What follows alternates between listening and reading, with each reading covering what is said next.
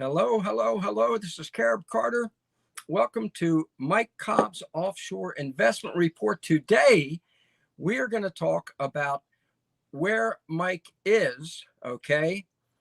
Not just in Portugal, but specifically the Azores, why he's there, and why you might want to add the Azores to your offshore investment portfolio. Mike, come in from Portugal. Hey, Carter. It's just unbelievable. You know, it really, I keep thinking I'm going to interview Mike in Portugal. Incredible picture. It's like the miracle of modern technology. It really is. Yeah, it is. Yeah, it is. So I'm actually not in the Azores right now, but I am in Portugal. Right. This is my good friend, colleague Dan Wilhelm's apartment. So I'm just going to give you a tour of his apartment here real quick. But then out the window to Greater Lisbon. So I'm actually in Lisbon. You know, it's a beautiful place, palm trees, beautiful day today. So yeah, but I just got back from the Azores. I was in the Azores, so Fantastic. Well, I am, you know, because I knew we were going to talk about the Azores. I think now let me put it in perspective. You and Joel, and folks, I know you all love Joel's program, Global Wealth Fortress Report every Thursday. You and Joel are at least considering or have made final plans. What's the story on a residential resort community on the Azore Islands, folks? They are the Azore Islands. Yeah. Hey, Carter, listen, I know you've got some handouts for us. Oh yeah. I had trouble putting the Azores in my brain geographically before I went there. So help us out here, Carter. Okay, here we go, folks. There, that little red dot is the Azores. It is 930 miles west of Lisbon, where you are now, Mike, right? Yep. And 2,100 miles from east of the United States. See, there's the United States. So there it is. Here they are. Whoa, they tried to escape. Nine islands, covering about 400 square miles, right? Yep. And let me show a better picture of them. There we go. There you go. Nice. Yeah. There we go. And okay, and the one on the lower right, San Miguel, is where we're working. That's it's the main. I would say there's St. George and you know, San Jorge, and San Miguel. Those are the two main islands that people visit. Right. San Miguel has the main airport in Punta Delgado. There it is. There you go. Yep. Punta Delgado, you can see the town on the south side of the island. And if you go across just pretty much at the end of the word Delgado, straight up, you see Ribeira Grande. That is pretty close to where we're working. It's the city next to it.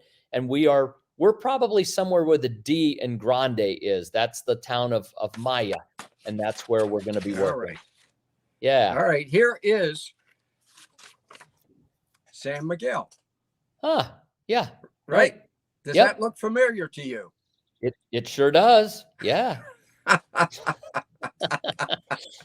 just loved it. But let me assure people, folks, this is the most, and Mike, you are the one who's been there obviously a lot now. Yeah. That picture is not, I would say is not typical of these 9 islands. They are the most idyllic islands. Look. There you go. Yeah. Yep. Yeah, right. Yeah. I mean, it is the hydrangeas. I can't see if those are hydrangeas, I think, in the picture there. But anyway, the hydrangeas are incredible. They line the roads. I mean, you drive down these, you know, bucolic country roads with cattle pastures on both sides and ancient stone walls that are 500 years old. It's a lot like, look, somebody described it as Ireland, only a lot warmer. I thought that was a pretty good description. It's green, it's verdant. I mean, the hydrangeas, the flowers, it's truly spectacularly beautiful, green and lush.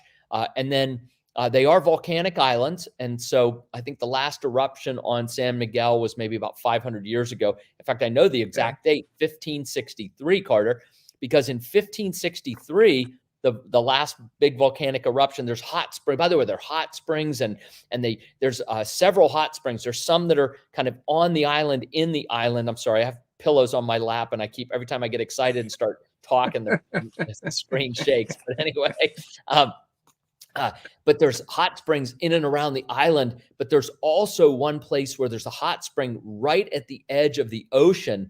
And so you got these hot waters that come out in the ocean. And so if you're close to the edge, like it's scalding hot. If you're out in the ocean, it's cold. So you can kind of position yourself where, where the temperature's just right for you. They also have these meals that they cook underground in these Yellowstone kind of areas, right? Where there's just, the bubbling mud pots and stuff like that, but they'll dig a hole in the hot part of the ground, and then they put this giant pot of food down in it, and they cook it for, I don't know, 8 or 10 hours. And then at night they pull it out and they serve it in some of these restaurants. It's a spectacular meal because it's 8 or 10 hours of all these flavors melding. It's not really a stew, but they've got potatoes and meat and vegetables and everything in it, but it's not like in a broth or anything. And then they put it on your plate. Oh my gosh. Right. Yeah. It's phenomenal. And it is just everything I read about it in preparation, it said it's just a totally laid back lifestyle. I think there were 250,000 people over the entire 9 islands. Yeah. So, and I think about half of them live in San Miguel. So that's right. Yeah, about 120,000, I think, on the island. Yeah. You're exactly right. Yeah. But I know what I was going to tell you. So this volcano erupted in 1563, and the lava came down the mountain, wiped out a town called Riava Seca, dry river, Riviera Seca, dry river. And the only thing that was left was a little bit of the church, and the statue of St. Peter survived this lava inundation. And so they started a celebration to St. Peter every year, and they do a walk and a horse event, and the horse event's a cavallo. And so I was invited by the mayor of Riviera Grande to ride in his cavallo this year. So I'm headed back over in June, at the end of June, and I will be decked out in all the, whatever 1,500, 1,600 type of regalia, riding a horse in their horse parade. So I'm very, very excited about that. You are going to be decked out and riding the horse? Yes, that is correct. That is correct. And so if we come back and revisit this topic sometime in July, we'll have some pictures, maybe even a little bit of video or something. I don't know. We'll put it up for folks to take a look at. Yes, but the mayor invited me to ride in his big horse parade. So what you do is you go and you listen to a mass out in front of the church that survived the inundation by the lava. Then you circle the church 7 times. Then you ride, I don't know, 4 or 5 miles to the town hall. And then the mayor gives a presentation, and the king of the parade, who I got to meet, him and his family, when I was in the Azores this week, and met them to start to arrange my costume. In fact, Dan, he doesn't even know this yet. Dan has to get me a hat and ship it to the Azores so they can decorate it. Anyway, I mean, so this is fun, Carter. This is really cool. I cannot wait, and I think I speak for our viewers. We cannot wait to see you in full regalia on horseback. Exactly. That's fantastic. Yeah, I'm excited. That is fantastic. That is wonderful. Yeah. Now, and you don't have to worry about traffic, right? Because according to my understanding, there is very little automotive traffic on these 9 islands. I've never been in a traffic jam. But the roads, here's the thing. No, I mean, you're right. You think 250,000 people, I mean, you think, oh, there's probably, right? Here's the thing. I mean, right, there's really no traffic jams. But because, by the way, so I had a rental car. So when I'm over there, I get a rental car. And I filled it up with gas before I took it back, of course. And it was $1 or €1.65 or something. I don't know. It's like €1.60 something per liter, right? So whatever. What's that? $3, $6, $7 a gallon. Yeah, whatever. So it's something like that. 7, whatever. Anyway, but $1.60 something, €1.60 something for a liter. Here on the mainland, it's around $2.10. Right. And they subsidize everything on the island. They subsidize the price of fuel. That's a 20% subsidy, right? They subsidize food because they want people to live there. And so the cost of living on the Azores is actually less than the cost of living anywhere else in Portugal, by a factor of about 20%. And Portugal, rural Portugal, not Lisbon or Cascais or the Algarve, where things are already expensive, rural Portugal is already inexpensive. And now you put on top of that 20% less because the government subsidizes everything. I mean, it is unbelievably inexpensive to live in the Azores. Yeah. The price breakdowns I saw, first of all, let's say the taxes, the value added tax is 5% less. Right. So you get a Correct. tax break to begin with. And Yep. then correct me if I'm wrong, but the figures I saw, it looked like it's about a third less to live there than, let's say, in the United States. Sounds about right. Yeah. Right. Sounds about right. You But because they subsidize everything, I'm telling you, the roads, they are awesome roads. I mean, they're well maintained. They're zero potholes, well maintained. And then the thing that I really like is you're driving a European car that's been geared to drive, which I really love. So anyway, so yeah, so I mean, if you can drive a stick, you got to be able to drive a stick. So there are some automatics here too, but if you can drive a stick, I'll tell you what, third gear in a stick in Europe is like the gear, and it was fun. And the guy we're buying this villa from is German. He and his wife are German, so I was following him from the villa down to have dinner with he and his wife last week, or earlier this week, I guess. Well, I guess it was last week. Today's, I don't know what day it is anymore. Anyway, a few days ago when I was a few days ago. Good. Anyway, yeah. And I realized that, like, I'd been following him on these windy, curvy, up down roads. I mean, it's mountainous, right? It's mountainous by the ocean. The ocean's on one side, there's mountain on the other, and a beautiful lushness. I mean, it's just gorgeous drives, right?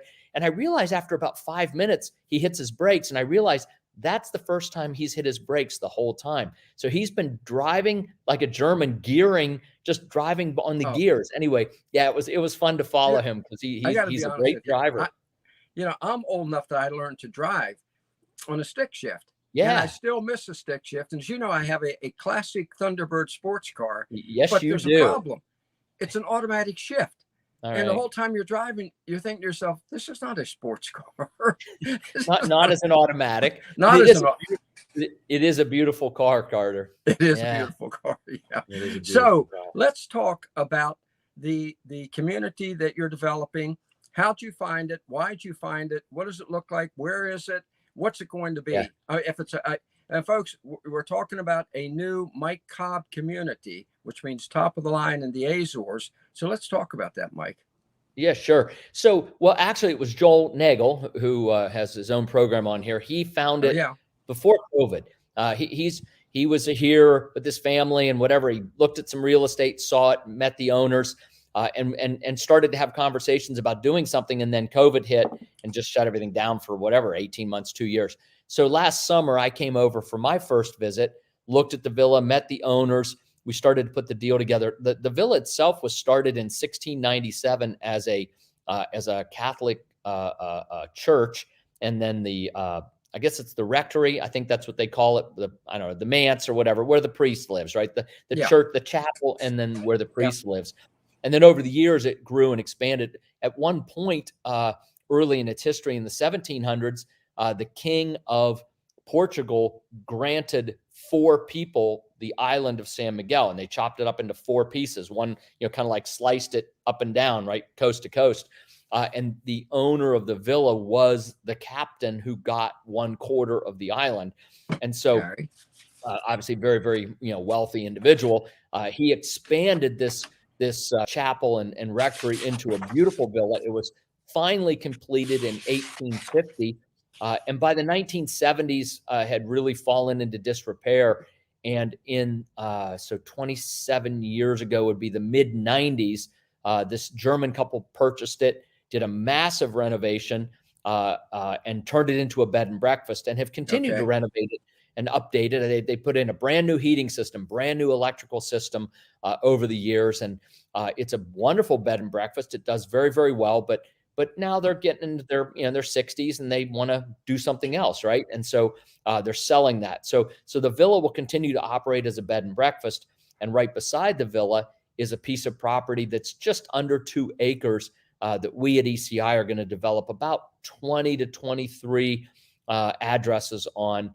And again, it's going to be very historical. It's going to look like it's been there for 150 years when we get done building. Fantastic. Yeah. And you say that's on 2 acres?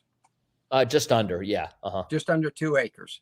Right. And it's right at the edge of town. So this little town of Maya grew up around the villa. The villa sits up on a hill. There are some ocean views from the villa. We don't know if there'll be ocean views from what we're building or not. We'll have to wait and see. But we'll try, of course. I mean, anyway, but literally you're, I don't know, a mile from the ocean. And the little town of Maya's, it's a charming little town. 3 or 4 restaurants. It's small. There's probably 1,000 people. Small supermarket. Ribeira Grande, which is the bigger town. It's, I don't know, 10, 12, 15 minutes by car. If you're following the German, it's 10 minutes. If it's anyway, but yeah, it's 15-minute drive, and then you've got, you know, supermarkets and, I don't know, 20 restaurants and just, you know, everything. I mean, shops. I mean, it's a town of maybe 30 or 40,000 people. So, and that's 15 minutes away. And so how many homes did you say you're going to have? 20 to 23. We'll have to see how it lays out. 20 to 23. And they're going to have the same look as the not as the villa. It's interesting, Carter. We applied. We sent in our pre-feasibility to have the zoning work on it. And we're working with an architect from Ribeira Grande who knows the property, and she submitted, and they rejected the notion that we would build it, that it would be in the same color, the same design scheme as the villa. They said, look, that's a historical property. We don't want anything else imitating it. And so, okay, fine. Okay. But what we're going to build is something very, very complementary that, again, looks like it was built in the 1800s, right? It was built. So the villa finished in 1850. And so what we're kind of thinking, what we're going to say is, well, we're going to start building in 1850, maybe through 1870, build something that would have been built sort of in the it's not last century now, the mid 2 centuries ago, mid 1800s. Yeah. Well, there's one thing we know, you know, with your track record at Grand Pacifica, Grand Bayman, the communities that you and Joel have built, it's going to be beautiful. It's going to have all the amenities. What would you say? Let me ask you a question, right? This may be right off the wall. Here is what I call the Mike Cobb curve, the Mike Cobb investment curve, okay? Which is a brilliant piece. And everybody, the other day I was talking to someone who deals in investments, and he was saying, as a matter of fact, I was interviewing a guy in Costa Rica for Coffee with Carib Carter, which, by the way, folks, is on every Monday at noon. You got to get that in, Carter. You always get that in. So he was looking at it and saying, that is excellent. He said, I live in Costa Rica, and he nailed it as to where the best investment opportunities are. Okay. So folks, the Mike Cobb investment curve, I mean, that's why this gentleman is the Offshore Oracle. Where would you put this property on your curve at this point, Mike? Probably somewhere between Belize and Argentina. If I had to put it on that curve, I think a more, I don't know, I'm not sure what the right word, a more relevant curve, I guess is maybe the right way to say it, would be to put European countries as opposed to Central American countries and try to put it on a curve with others. But I would say it's somewhere between Argentina and Belize. People know about it. But it's not super It's not super popular, but it's not unpopular either, right? It's just not known so well. Like but if we had to do the same thing with Europe, by the way, right? And we based it on popularity, not desirability, right? Because again, those are two very different things. But if we based it on popularity, it would be at the bottom of the curve. These are undiscovered, truly from a tourism perspective, from a U.S. tourism perspective, almost virtually undiscovered. They get German tourists, they get Brits, but they don't get very many Americans. In fact, the only real Americans, there's one flight every other day from Boston. It's about a 4.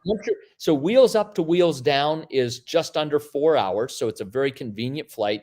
They say it's 4.5 hours, but truly wheels up, wheels down, just under 4 hours. So every other day they do Boston, and then the flip day they do it out of Toronto. So they're bringing people out of Toronto and Boston kind of daily, back and forth. Because Boston, you ready for this? Boston, or around Boston, is the single largest Portuguese population outside of Portugal. Yeah, so Really? it's kind of interesting. Yeah, the Azores especially. And then United is opening up out of Newark in May next month. So that'll be good. So again, and they were doing it. In fact, Delta, I believe, was flying JFK pre-COVID. So COVID kind of screwed things up. But you know, the thing about, there's a beautiful public golf course. I don't golf, but I went and walked it. I mean, I can understand a beautiful golf course when I see it. And so we walked the golf course. And if you think about Bermuda, right? People from New York and Connecticut and Boston and New Jersey, they fly to Bermuda in the wintertime to play golf, right? Because it's sweater weather. It's, you know, it's 50s and 60s. Well, the Azores is 50s and 60s all winter long, right? And instead of paying, you know, $600 a night to stay in Bermuda and $300 around, I mean, you can go to the Azores and you can spend, you know, $150 a night and $50 around to play golf. And so this is going to be a place where we think a lot of North Americans are going to want to come out in the wintertime for that, you know, sweater weather golfing kind of event. And then there's also the ability for people to come and surf. They've got some of the best surfing on the north coast of the Azores, of San Miguel, actually. It's a phenomenal surf destination. And in fact, the mayor, in fact, one of the reasons he invited me was we were talking about what kind of tourists we were going to bring in, the surfers. And that really moved the conversation from this very specific, property development kind of, you know, technical stuff to the bigger picture of how do we get more Americans to the islands? And we said, well, look, surfers are surfers. And because we work in Nicaragua with surfers and people always think, oh, surfers, they're, you know, they're beach bums. They want to spend $10 a night on a hammock. Some do, right? But I'll tell you what, there are so many surfers who are doctors, lawyers, accountants, live in California, doesn't matter where they live. And what they really crave is an empty wave. And there aren't many of those in California. There's zero in California, right? But in the Azores, I mean, I was just there. I mean, I just walked down to the beach. I took a friend of ours from Brazil there, and nobody surfing, and just incredible waves. So again, there are just so many ways to really bring an American tourist over there that's going to be tremendous for their economy. And they're excited about it. And we're excited to be a part of it with them. Okay, what is the two final questions? One is, if somebody said to you, well, Mike, how about, what do you think of it as an investment opportunity, buying one of the homes you're going to build there? And the other question, the final question then is, what's the timetable? First, what would you say? You're the Offshore Investment Oracle. What would you say to our viewers here if they said, what do you think of it as an investment, Mike? Oh, well, let me say this. There's two reasons people would want to invest. One is what I would call pure investment. The other would be for the golden visa. With an investment of 350,000 euros, so about $400,000, you qualify for permanent residency in Portugal. And that permanent residency, depending if you live in Portugal for certain periods of time, actually then qualifies you to obtain a citizenship. And so for people who are looking for an EU citizenship or an EU residency, permanent residency, this is a tremendous program. So for those folks, it is a great investment because it leads to this level of residency and or citizenship. But as a straight investment, I think it'll be a great play. Again, we're talking about an island that's 20, or you said a third, but at least 20% less expensive than mainland Portugal, right? Because of the subsidies, and then just because Portugal is already inexpensive. So yeah, I think it'll do very well. And I think as we continue to bring in the European tourists in the traditional summer months, but then work a strong U.S. golf, surfing, and then families. I mean, a lot of families who are Azorean want to come back. So I think a tremendous investment for a couple reasons. Yeah. Excellent. Yep. And timing, real quick on timing. We will have product for sale fall of 23. So 18 months from now. 18 months from now. So a little over a year. Right? Yep. Great. Yep. All right. Well, this has been fantastic, folks. There you go. Right there. Look, that is easy access. 2,100 miles. You're going to get there quicker than going to California. And who in the hell wants to go to California anymore? So this is it's a great deal in a beautiful country, wonderful climate, wonderful people, and a great lifestyle. So thank you, Mike. This has been super. Carter. Nice I'm glad you're there. I'm on an airplane home tomorrow. So anyway, we'll be good. Thanks, man. And thank you for joining us today, folks. There you have it. That's a great investment opportunity from the Offshore Investment Oracle, and just a great place to live too. Look, I mean, that's pretty nice living. That's pretty nice, idyllic pastoral living. So, as I'll tell you all the time, we bring you these opportunities. Nobody brings them to you better than Mike. There's nothing like a Mike Cobb community. Great investment, great place to live. As we say at the end of every show, let's do this thing.